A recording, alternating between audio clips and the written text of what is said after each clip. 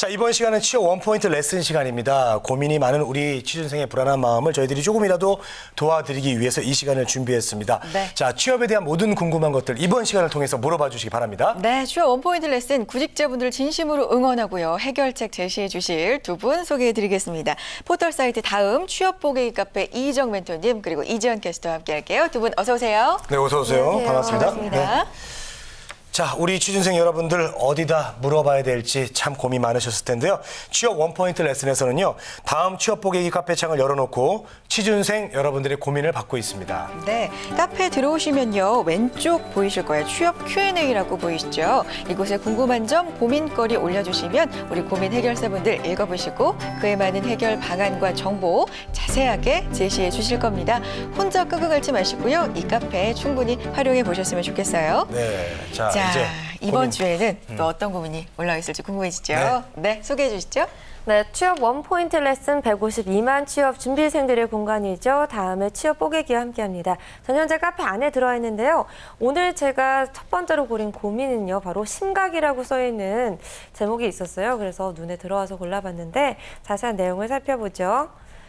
안녕하세요. 저는 상반기에 마지막 학기를 마치고 2학기에 졸업 유예를 할 여자 대학교 졸업 예정자입니다. 학점 이수도 다 마치셨고요. 이제는 합격 강의는 더 이상 안 나간다라고 하시네요.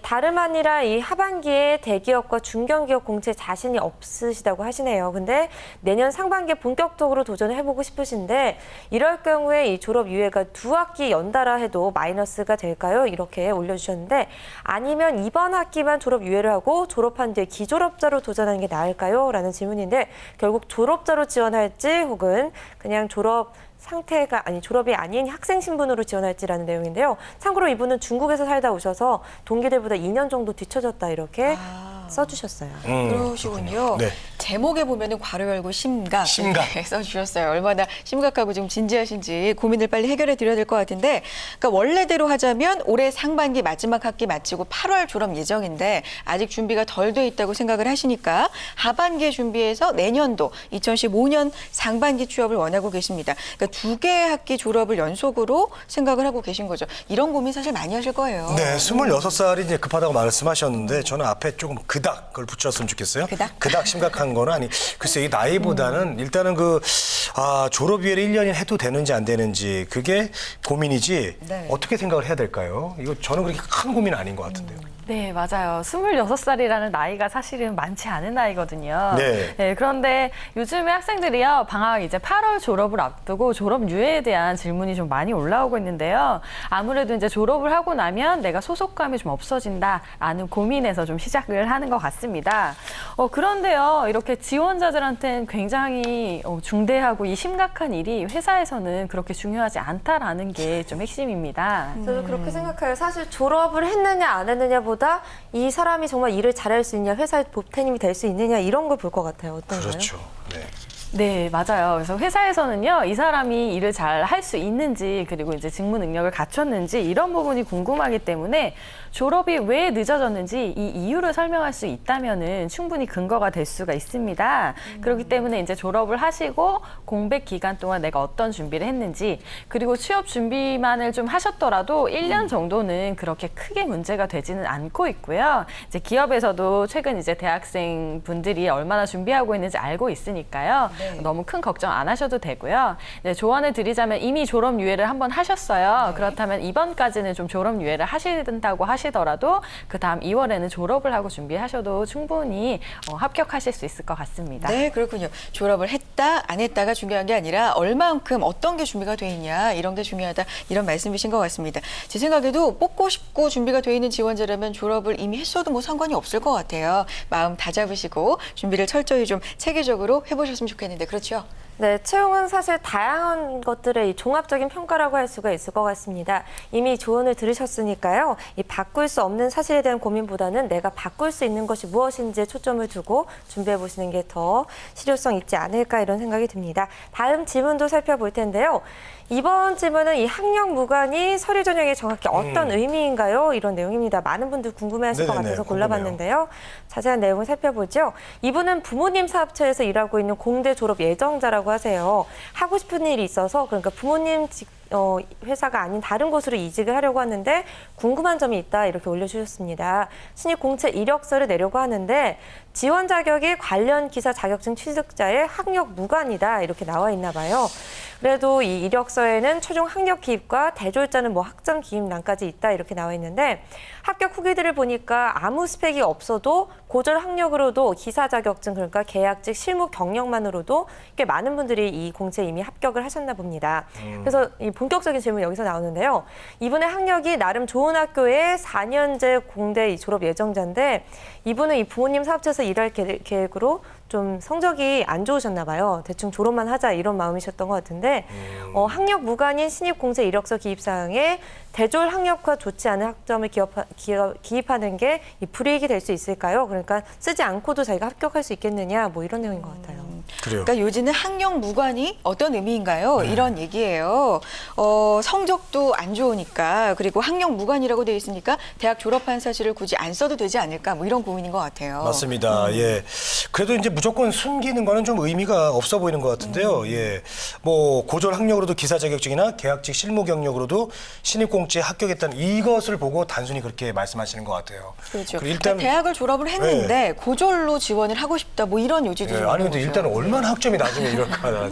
네, 저도 궁금한데요. 학점이 네. 얼마나 낮으면 이게 그러게요. 강조화될 만큼의 예. 생각인지 좀 궁금합니다. 그래서 아무래도 이제 학력 무관, 전공 무관 이렇게 뭔가 무관하다고 하면 나에게도 기회가 있지 않을까 하는 생각이 조금 드는 학생들의 마음인데요. 일단 말씀해주신 분 질문을 보니까요. 이곳이 벌써 이미 고졸 출신의 계약직이나 뭐 고졸 출신이나 혹은 이제 계약직 실무 경력임에도 불구하고 많이 합격을 했다. 이 말을 듣고서 나도 그럼 고졸로 지원을 해도 되지 않을까라고 생각을 해주셨는데요. 이 조건을 잘 보면요. 학력 무관이라고는 하는데 관련 기사 자격증 취득이라는 항목이 있어요. 그래서 이 부분을 좀 주목을 해봐야 되는데요. 네. 네.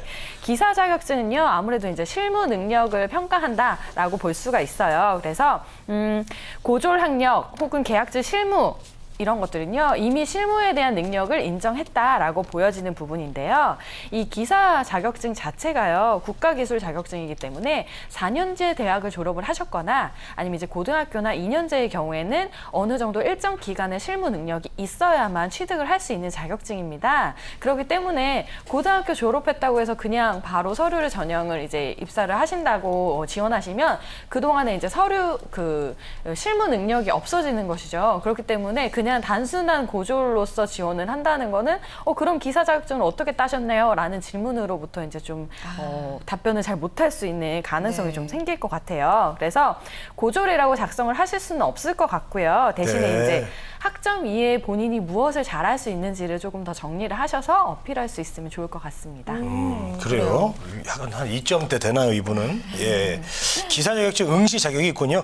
자, 그렇다면 이제 고졸이라고 작성한 경우에는 일정 기간에 어떤 실무 경력이 있어야 된다는 그런 얘기인데요. 네. 이 부분 잘 모르고 지원했다가는 정말 면접에서 당황할 수 있을 것 같아요. 맞아요. 네, 맞아요. 사실 낮은 학점을 감추기 위해서 숨기겠다 이런 마음으로 써주신 것 같은데 사실 요즘 압박 면접 같은 거 하다 보면 질문이 계속 이어가다 보면 또 드러나게 돼 있거든요. 걸려요. 네. 네, 그렇기 때문에 면접에서 오히려 더 불이익이 될 수 있을 것 같습니다. 질문 잘해주신 것 같은데 이제는 낮은 학점을 대체 무언가를 찾아보시는 게 중요할 것 같습니다.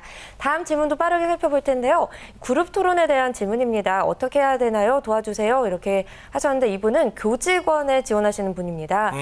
학교에서 이제 채용을 하는 것인데 그룹 토론을 하는 곳은 잘 없나 봐요. 교직원 채용할 때. 근데 이분은 지원하는 그 학교가 토론 면접을 하고 있다고 하는데 4명에서 6명 정도로 주제를 놓고 토론한다고 하는데 어떻게 해야 될지 모르겠다 이렇게 올려주셨어요. 좀 살펴볼까요? 면접 중에서도 토론 면접에 대한 고민입니다. 사립학교 교원을 뽑는데 그룹 토론 사실 많이 안 해봤으면 당황할 수 있어요. 그렇죠. 네. 자, 교직원이죠. 교원, 교직원. 자, 이게 참 신의 직장이다 이런 말들이 있는데요. 자, 이런 곳에서 토론 면접이 적용이 됩니다. 근데 토론 면접이라는 게 쉽지가 않습니다. 논리적 사고 설득하고 그리고 설득, 말하기까지 보는 건데요. 정말 어렵다고 생각이 듭니다. 네, 토론 면접에서 보는 핵심 요인을 다 잘 짚어주셨어요. 네. 그래서 어떤 이슈에 관한 토론을 하는 거기 때문에 이슈에 대한 관심도 필요하고요. 그리고 논리적인 사고, 설득, 그리고 말하기까지 굉장히 많은 부분을 평가할 수 있는 부분이에요. 특히 이제 30분에서 40분 동안을 자유롭게 이야기하는 과정에서 본인들의 습관이라든지 그 생각이라는 게 좀 나타날 수 있다라는 점이 좀 주의해야 되는 건데요. 그래서 이제 준비 방법하고 실전을 물어보셨는데요. 첫 번째로는 일단은 시사와 관련된 찬반의 주제가 토론 주제로 많이 나오는데요. 아무래도 이제 학교에 지원하시는 만큼 학교와 관련된 거, 교육 제도와 관련된 거 이런 일반적인 이슈들을 좀 정리를 하셔서 찬성과 반대의 의견들을 각각 정리해보고 본인의 의견도 한번 정리를 해보신다면 유사한 주제가 나왔을 때도 발언을 잘 하실 수 있을 것 같고요.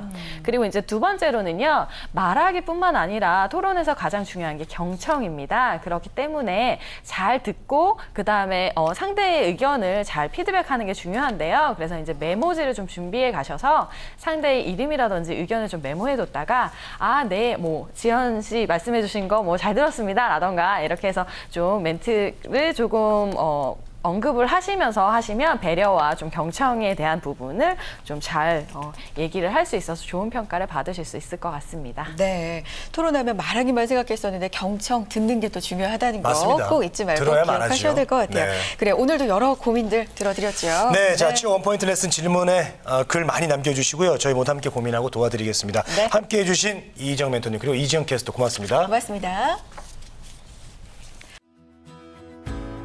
우리는 취업 준비생에게 힘이 되고 싶었고 그들이 든든한 사회의 일꾼이 되길 바랬습니다. 스펙보다는 진솔한 능력으로, 학벌보다는 뜨거운 열정으로, 성공 취업의 길라잡이로, 고용률 70% 달성의 그날까지 우리는 취준생의 버팀목이 되고 싶었습니다. 취업, 우리가 가장 잘하는 일이니까요. 성공 취업의 길이 시작됩니다. 취업정보센터